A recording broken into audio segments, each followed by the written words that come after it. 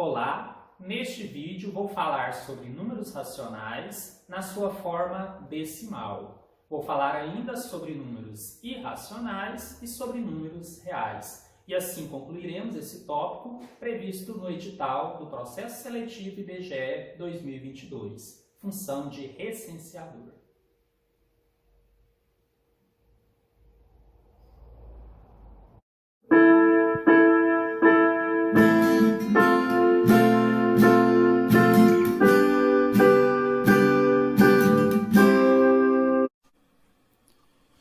Para concluir a parte relativa aos números racionais, nós vamos falar agora sobre os números quando estiverem na forma decimal, os números decimais. Uma coisa que é legal vocês saberem é como que você lê esse número decimal. Não que vá cair uma questão onde o número é colocado e pede a forma de leitura, mas o contrário pode acontecer. Dentro de uma questão maior, alguma informação está na forma de descrição. E se você não souber o que ele representa matematicamente, talvez você não consiga resolver essa questão.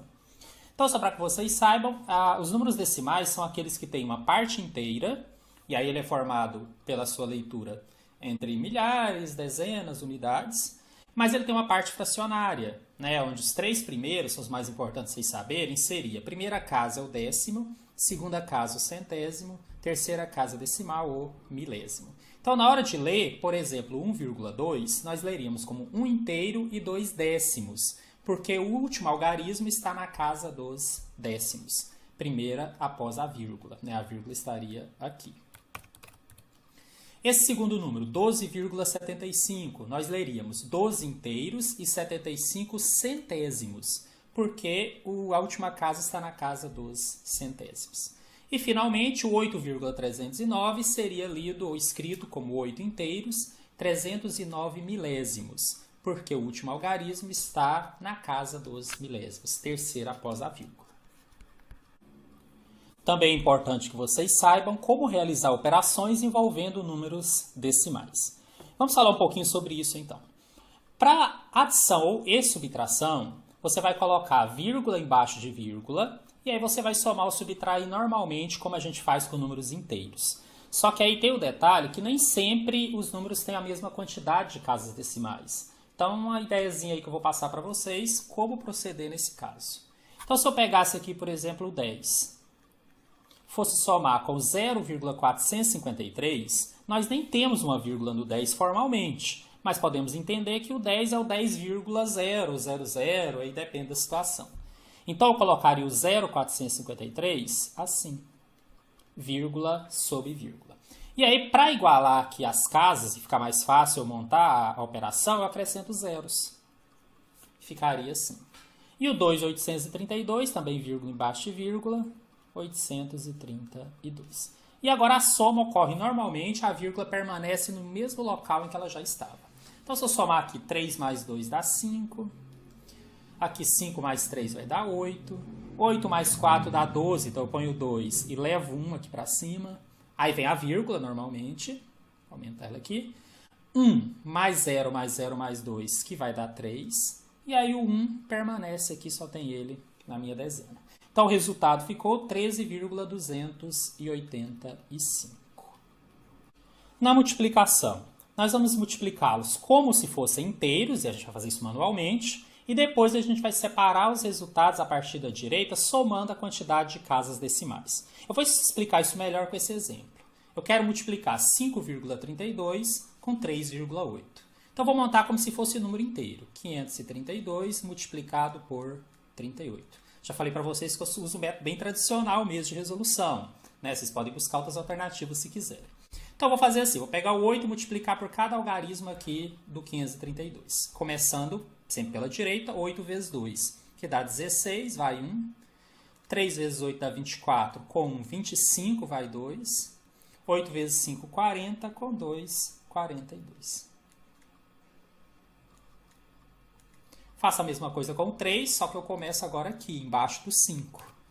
3 vezes 2 dá 6. 3 vezes 3, 9. 3 vezes 5, 15. E agora eu vou somar isso daqui. O 6 só tem ele, então permanece. 5 mais 6 vai dar 11. Vai 1. 9 com 2 dá 11, com 1, 12. Vai 1. 5 com 4, 9. Com 1, 10. 0 vai 1. E 1 mais 1 dá 2. Mas e agora? O resultado não é 20.216. Agora vem aquela lógica. Quantas casas decimais eu tinha? Eu tinha 2 casas no 5,32 e uma casa no 3,8. Então, eu tenho ao todo 3 casas decimais. Então, eu venho agora aqui no meu resultado da direita para a esquerda e conto 3 casas. 1, 2, 3. A vírgula estará aqui. Portanto, a multiplicação 5,32 vezes 3,8 resulta em 13,280. Opa, desculpa. Resulta em 20,216. Estava pegando o resultado do anterior. Tá? Então é bem tranquilo, mas tem que treinar. Quem não faz isso habitualmente, pode treinar umas continhas aí só para pegar o jeito. A gente brinca, desenferrujar. Talvez tenham feito isso há muito tempo e não façam sempre. A minha sugestão é que treine. Na divisão, né, de números decimais, nós vamos igualar essas casas decimais em dividendo e divisor. E aí, quando esse dividendo for menor que o divisor, a gente acrescenta 0. Vamos ver isso na prática. 4,6 dividido por 2. O nosso dividendo é o 4,6, o divisor é o 2. Bom, eu tenho uma casa decimal aqui no 4,6 e nenhuma no 2. Então, eu tenho que igualar. Para isso, eu vou andar uma casa aqui para a direita, no 4,6, que vai virar 46. E o 2 eu acrescento um 0. Se ele tivesse vírgula, eu só andaria também. Então, dividir 4,6 por 2 é o mesmo que dividir 46 por 20. E agora é uma divisão normal que a gente vai fazer. Bom, 46 para 20, eu vou usar o 2. 2 vezes 0, 0. 2 vezes 2, 4. Subtraindo, sobra 6. Como tem resto, eu vou ter que continuar. Para eu continuar, eu vou ter que inventar zeros aqui. Ao inventar esse primeiro zero, isso me obriga a acrescentar uma vírgula aqui no nosso quociente, no nosso resultado. Então, desci o zero, pus uma vírgula e vou continuar. Esse zero vem para cá, que é o 60. Agora, eu sei que se eu multiplicar o 3 pelo 20, 3 vezes 0, 0, 3 vezes 2, 6, eu vou zerar aqui o meu resto. Portanto, o resultado deu 2,3, quando eu divido 4,6 por 2. E nesse segundo caso, eu quero dividir 3 por 40. Só que o meu dividendo já é menor que o divisor. Naturalmente, já tem que acrescentar um zero. Para fazer isso, eu já tenho que colocar um 0, aqui embaixo. Então, eu dividiria o 30 pelo 40. Acontece que o 30 ainda é menor que 40. Já pus a vírgula. Então, para acrescentar um 0, eu também acrescento um 0 aqui no quociente. Agora, eu vou dividir 300 por 40. Agora vai ser possível fazer. Então, eu vou colocar aqui o 7. 7 vezes 0, 0. 7 vezes 4, 28. 0 menos 8 não dá. Então, eu pego o emprestado aqui, vira 2. E aqui vira 10. 10 menos 8 dá 2. 2 menos 2 dá 0. Bom, tem resto, eu vou tentar continuar. Aí eu posso acrescentar mais um 0 aqui sem problema. Não precisa acrescentar zeros aqui, a menos que ele continue menor. Aí eu precisaria. Simplesmente eu vou dividir, eu vou resolver agora um valor que dê 200, ou próximo disso, que seria o 5. 5 vezes 0 dá 0, 5 vezes 4, 20. Zerei isso daqui, resultado 0,075. Bom, agora eu vou dar mais uma dica para vocês, né? Minha aula é cheia de dicas. Se você estiver fazendo uma divisão e você perceber que isso parece não acabar, você está aqui, continua, aí o 5 ainda não deu, aí você começa a gerar um resultado com muitas casas, 7, 3, 2, o que acontece? Você vai verificar se na questão, se já for o resultado final isso daqui, se em algum momento ele fala o valor aproximado será, porque é uma tendência. E provavelmente quando você chegar ali em 2, 3 casas, você já vai saber qual é a resposta. Pessoal, mas se eu estiver fazendo tudo isso aqui e não estiver no enunciado valor aproximado, eu não tiver chegado na resposta. Aí, gente, é possível que tenha algum erro anterior seu. Né? A ideia da questão é fazer você ficar aqui meia hora achando a 10ª casa decimal. Né? Não tem sentido isso. Então, eu estou falando isso principalmente quando já é o resultado final. Quando é o resultado intermediário, você também vai ter que usar a banca tem que usar um pouco de bom senso. Até certo ponto ela pode exigir, passou dali já é exagero. Então, desconfie daquelas questões onde você começa a fazer divisão e parece que isso não termina. Né? Às vezes, ou porque você já está com a resposta próxima, já dá para marcar, ou às vezes você errou alguma coisa antes. Aí você dá uma conferida. Tá? Mais uma dica aí para vocês. Foi mostrada aqui uma figura com uma reta numérica indicando 3 números, A, B e C. em formato decimal. O A é 1,68, o B é 3,4 e ele quer o valor do C. Então vamos pensar aqui. Ele quer saber o valor de C, sabendo que B é equidistante de A e C. Ou seja, essa distância aqui é a mesma. Vou chamar de Dzinho. E quando a gente fala de distância a mesma, quer dizer então que se eu subtraísse B menos A, tem que dar o mesmo resultado de C menos B. Ou B menos C, que é a mesma coisa. C menos B mesmo, tem que ser o maior menos o menor. Então vamos lá. O que eu posso fazer para resolver essa questão? Bom, vou sugerir aqui um método, tá? Tem outras formas, mas para encaixar no que eu estou ensinando agora, esse método é o que eu vou usar. Eu vou calcular essa distância, né? Subtraindo 3,4 menos 1,68. E aí eu vou fazer o que eu acabei de ensinar para vocês. Vou montar aqui a continha, vírgula embaixo de vírgula. E aí eu vou acrescentar um zero no 340 exatamente para poder fazer aqui a subtração. E eu vou fazer normalmente, tá? Como se fossem números inteiros, mas a vírgula permanece onde estava. Então já começo com 0 menos 8, não é possível. Então eu vou pegar emprestado aqui no 4, que vai virar 3, e aqui vira 10. 10 menos 8 dá 2. 3 menos 6 também não dá. Vamos pegar emprestado aqui, vira 2, e aqui vira 13. 13 menos 6 dá 7. Vírgula, agora que eu tenho 2 menos 1, que dá 1. Então essa distância é 1,72. Aí os apressados vão correr e marcar a letra A. Gente, questão você faz com calma e com cuidado, já falei sobre isso. Não é a resposta ainda. Né? Ele não quer a distância, ele quer o valor de C. Mas agora fica fácil. Porque eu sei que a distância de C para B, né, é a mesma. Então eu sei que essa distância aqui é 1,72. Então qual o número que eu tenho que ter aqui para que essa distância vire 1,72? A soma do 1,72 com o 3,4. Né? Então assim eu vou conseguir resolver essa questão.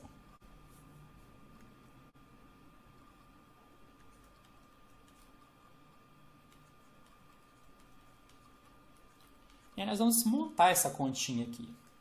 Vai ficar assim, 3,4 mais 1,72. Vou acrescentar um zero aqui no 3,4 e agora eu vou somar.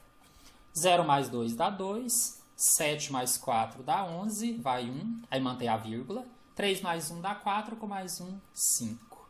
Então o valor de C será 5,12. E o gabarito nós vamos encontrar aqui na letra D, que é exatamente esse valor. Uma outra coisa que a gente precisa entender é o que significa decimais infinitas periódicas, muito conhecidas como dízimas periódicas. Lembra que isso também está naquela lista que eu passei para vocês de números que se enquadram dentro do que são números racionais.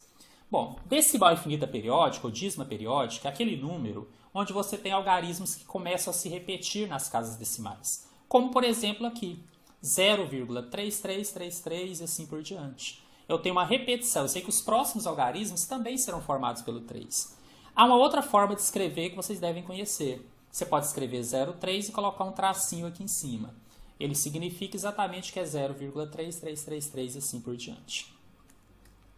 Bom, mas essa repetição ela pode ocorrer com apenas um algarismo ou mais. Então, nesse segundo exemplo, nós temos 12,151515. Está se repetindo de 2 em 2. Também é uma dízima periódica.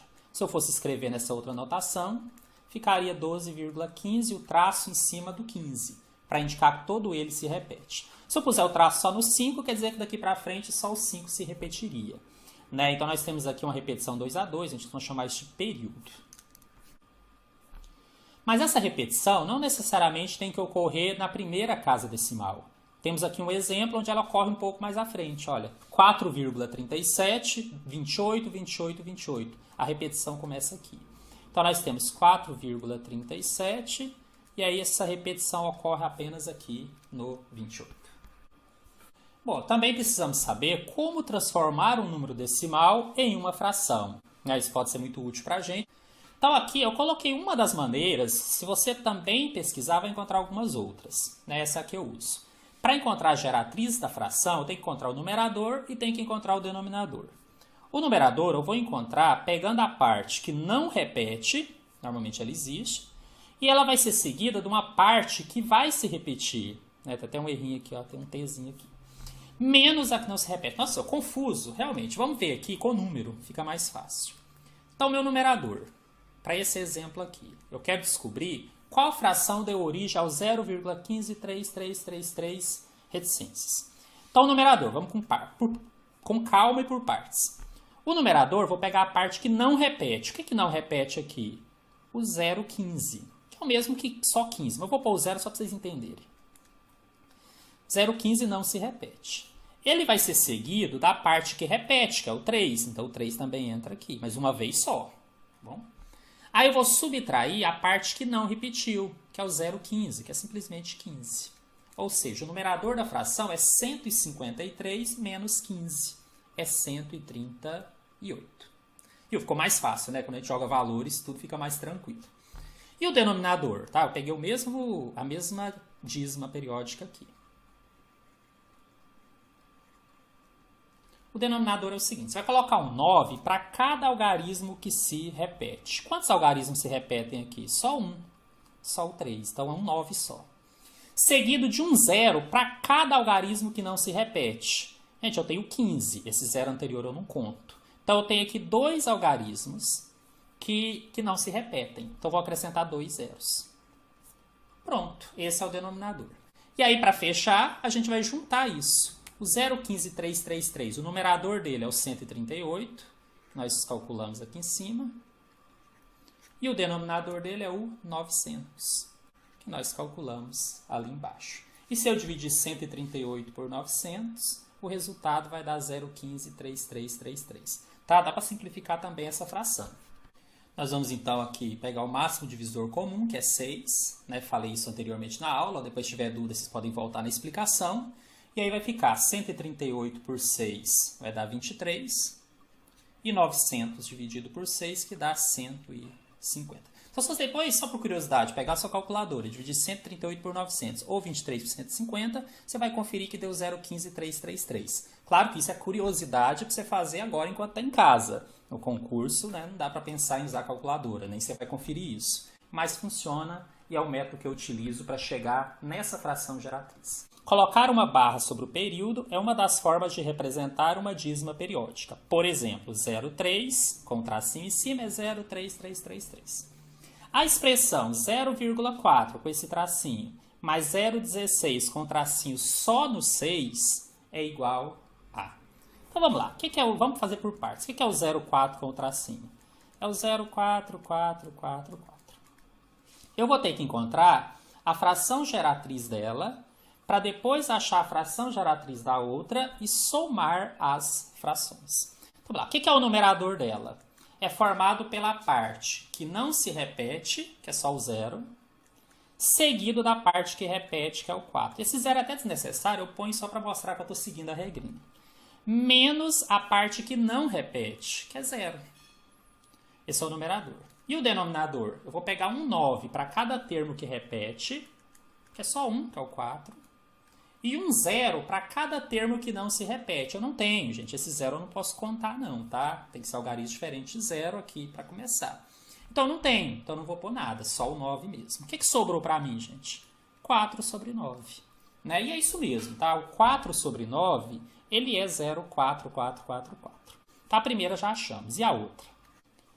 0,16. E aí, chama a atenção que o traço é só no 16. Seria 0,16666. Se o traço estivesse também no 1, aí seria 0,16, 16, 16. Faz muita diferença, tá? Fiquem atentos a isso.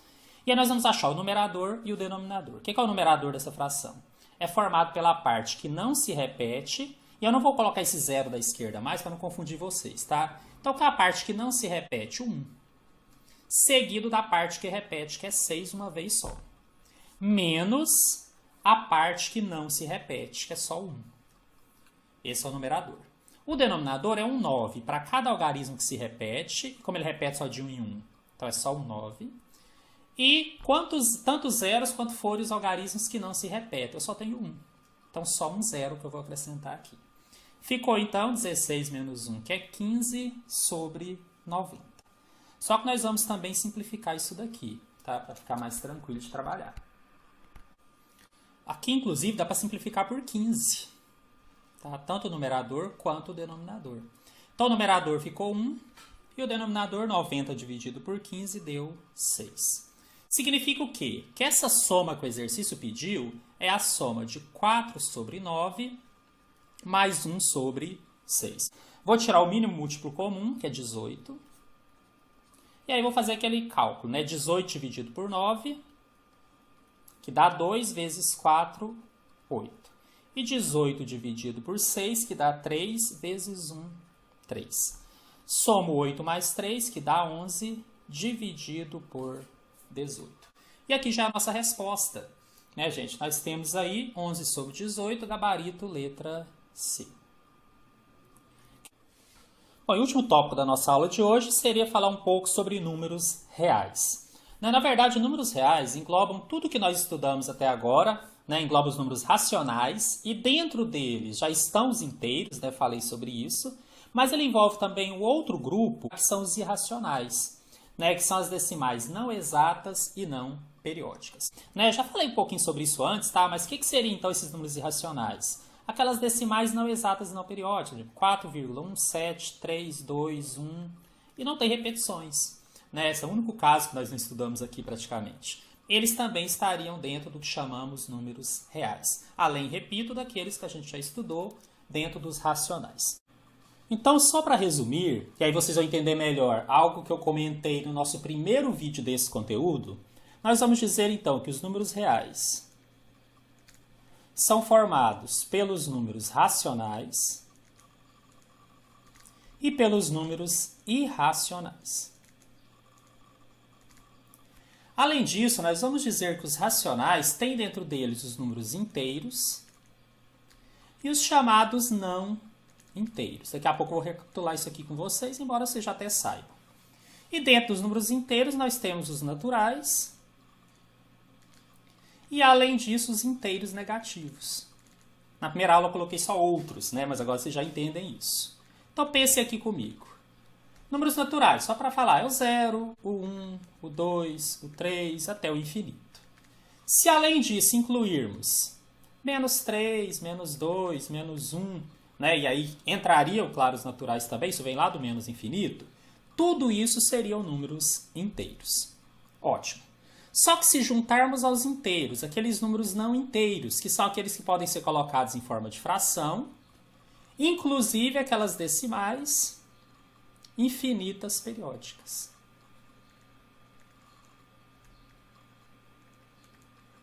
Além, claro, das decimais finitas. Então, só para exemplificar, ficar bem claro para vocês, uma fração qualquer, 2/3, pode ser negativa, menos 1 sobre 10 e assim por diante. Decimais infinitas periódicas, por exemplo, 2,4333, só para exemplificar. E as decimais finitas, por exemplo, menos 1,5, ela acaba aqui. Tudo isso aqui faz parte dos números racionais. E se além disso acrescentarmos aquelas decimais não exatas e não periódicas,